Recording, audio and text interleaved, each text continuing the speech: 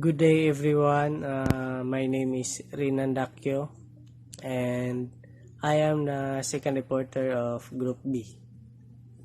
So this is my topic, estimation of sewage.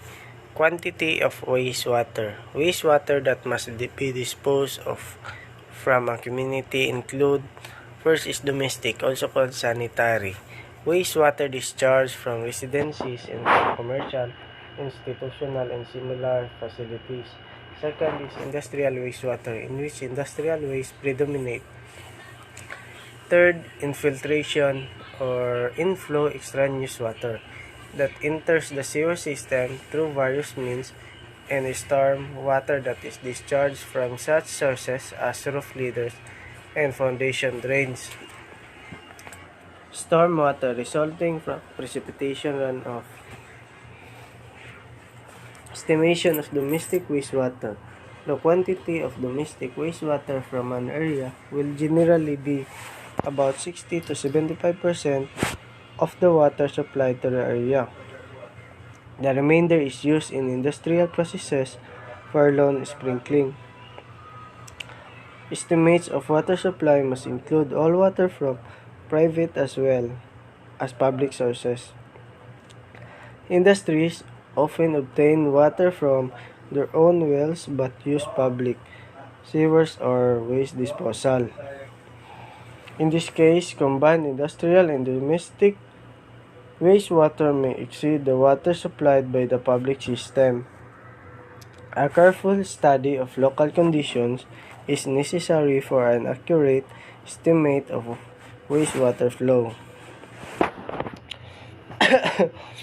Estimation of industrial wastewater. Industrial flows will vary with the type of and size of industry, the supervision of the industry, the degree of water reuse, and the on-site treatment methods that are used, if any. Where the specific type of industry is unknown, an allowance of 5,000 gal per acre per day, 50 cubic meter per hectare per day is often used. Estimation of infiltration or inflow. The amount of infiltration depends mostly on the groundwater level and the care exercised in the construction of the sewer. If the groundwater table is below the sewer, infiltration will occur only when water is moving down through the soil. If the water table is high, infiltration rates of 300 to 1,500 GPD per acre, 3 to 15 cubic meter per day per hectare of area sewered may occur. Infiltration is sometimes estimated between 100 to 10,000 GPD per inch of diameter per mile, 0.1 to 10 cubic meter per day per centimeter of diameter per kilometer of sewer. Variation in wastewater flow rates. The flow of domestic and industrial wastewater varies throughout the day and the year. Commercial and industrial wastewater is delivered somewhat more uniformly throughout the day, with peak rates varying from 150 to 250% of the average flow rate.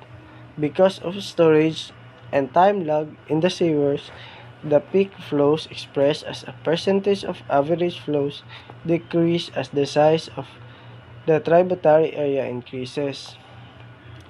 So this is the figure of peaking factor curve for domestic wastewater flows.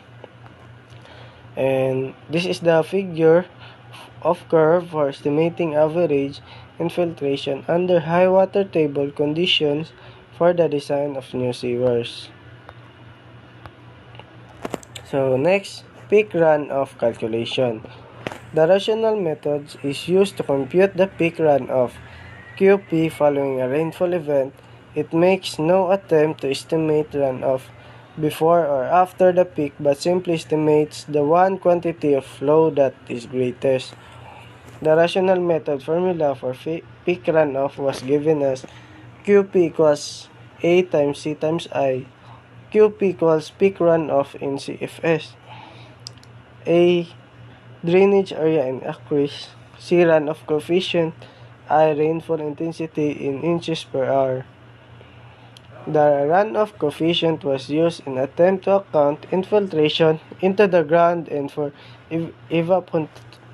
evapotranspiration. For SI units, use QP equals A times C times I times 360, where QP runoff in CMS, C runoff coefficient, I rainfall intensity in millimeter per hour, A drainage area in hectares. Rational formula methods to choose rainfall intensity. Intensity equals F times storm duration. Expectation of stream flow versus time during storm of constant intensity. So, example for a selected 10-year returns period. P1 equals 2.0 inches. PC is calculated as 20 minutes. So therefore, I equals 4.25 inches per hour. So, runoff coefficient that represents the fraction of rainfall that becomes runoff depends on type of surface. Note, the ranges of C values presented are typical for return periods of 2 to 10 years. Higher values are appropriate for larger design storm. Suggested multiplier factors for larger design storms are storm 25-year, 50-year, 100-year. Multiplier 1.15, 1.20, 1.25. Note, adjusted C value cannot exceed 1.0. Next is rational formula time of concentration. Time required after start of rainfall event for most distant point in basin to begin contributing runoff to basin outlet. TC affects the shape of the outflow hydrograph flow record as a function of time. So, time of concentration equals overland flow time plus shallow concentrated flow time plus stream flow time. For overland flow use, nomograph for overland flow time. For shallow concentrated flow, so for stream flow, use Manning's equation formula, review hydraulics. So for SI, V equals 1 over N times R raised to the power of 2/3 times S raised to the power of 1/2. In English, V equals 1.486 over N times R raised to the power of 2/3 times S raised to the power of 1/2, where V is velocity of flow, R hydraulic radius, area of the floor or weighted perimeter, and roughness coefficient. S is slope, head loss, or length of flow.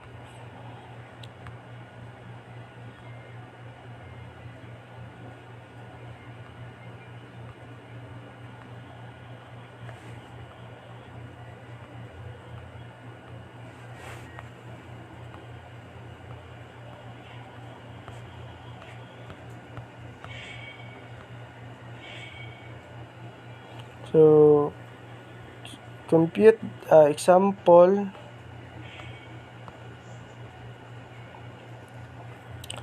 Compute the peak runoff QP for a 25-year storm using the rational method for a drainage basin located in Pennsylvania and having the following: area equals 24 acres, time of concentration over land, average grass surface length 100 feet, slope 2%, shallow considered flow length 700 feet, unpaved slope 4%, stream length 100 feet, slope 0.4%, average cross section where N Manning's roughness coefficient.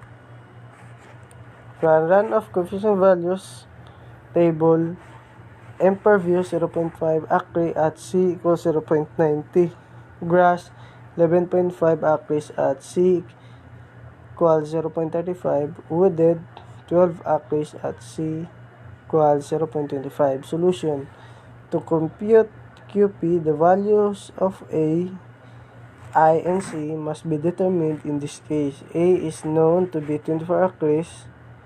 To find rainfall intensity, we first find time of concentrated TC. Time for overland flow T1 is found from the nomograph since the overland has a length of 100 feet, 2% slope, and has an average gas surface. So, time for overland flow T1 equals 12.5 minutes. Time for shallow concentrated flow T2.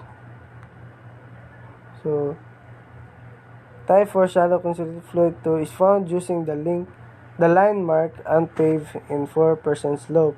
The average velocity is at 3.2 feet per second. Therefore, V equals 3.2 feet per second. So, T2 equals 750 over 3.2 equals 234 seconds is equal to 3.9 minutes. Time for stream flow T3. Time for stream flow T3 is found by using Manish's equation. Assume that the stream is flowing bank full. First, find cross-sectional area A and weighted perimeter P using the average cross-section given A equals 27 feet squared, P equals 14.5 feet. Next, find hydraulic radius R. R equals A over P. 12 over 14.5, so the radius is 18.6 feet. Next, find V from Manish's equation. So, V equals 1.49 over 0.032 times 1.86 raised to the power of 2/3 times 0.004 raised to the power of 1/2. So, the V is 4.45 feet per second. Finally, find T3. T3, 1,000 over 4.45 is equals to 225 seconds is equal to 3.7 minutes. Therefore, time of concentration is TC equals 12.5 plus 3.9 plus 3.7 is equals to 20.1 minutes. The time of concentration 20.1 minutes is taken as the duration of rainfall in determining rainfall intensity I. Duration 20.1 minutes. Rainfall intensity is found by using the IDF curves for Pennsylvania. The 20-minute time of concentration duration in 25-year return period is more likely intersects at I equals 3.4 inches per hour.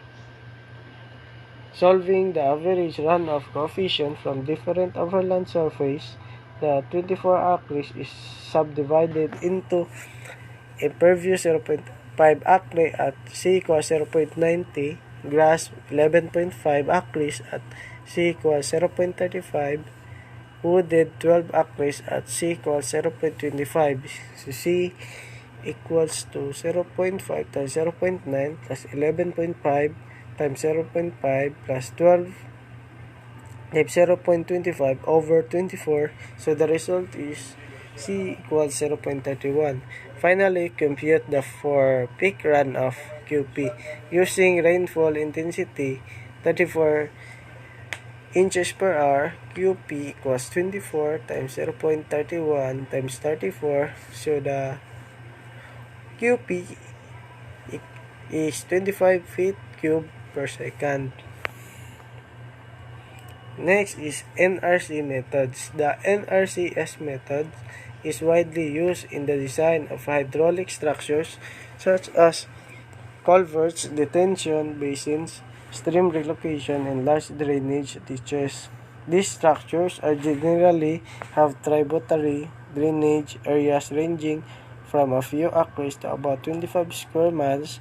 For drainage areas larger than a few square miles, the validity of the NRCS method or of any synthetic hydrograph method diminishes because the variety of basin characteristic becomes too diverse and because the rainfall pattern might not cover the entire drainage area.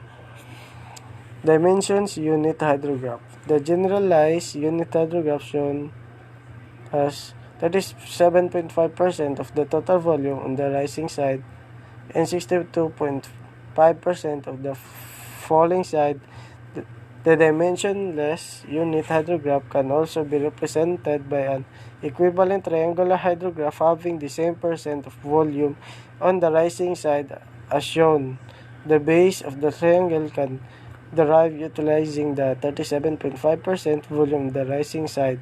The area of the triangle is area equals 1/2 times T times Q, where TB is the base of the triangle in hours and QP is the peak runoff in inches per hour. The area of the triangle represents the volume of runoff expressed as Q in inches of rainfall excess. Therefore, Q equals 12 times T times B times Q times P. We can rewrite the equation as QP equals 22 times Q over TB. From the figure above, since TB equals TP plus TR, QP equals 2Q over TP plus TR.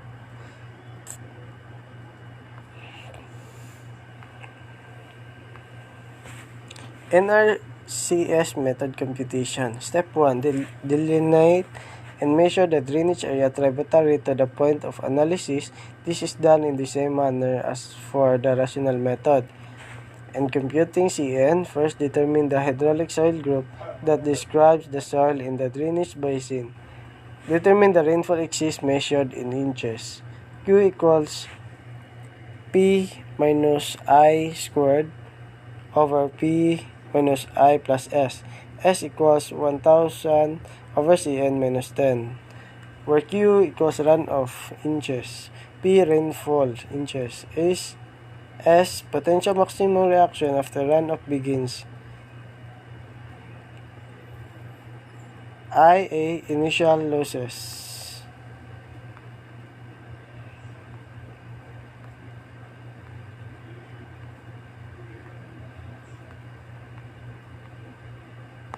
That's all. Thank you.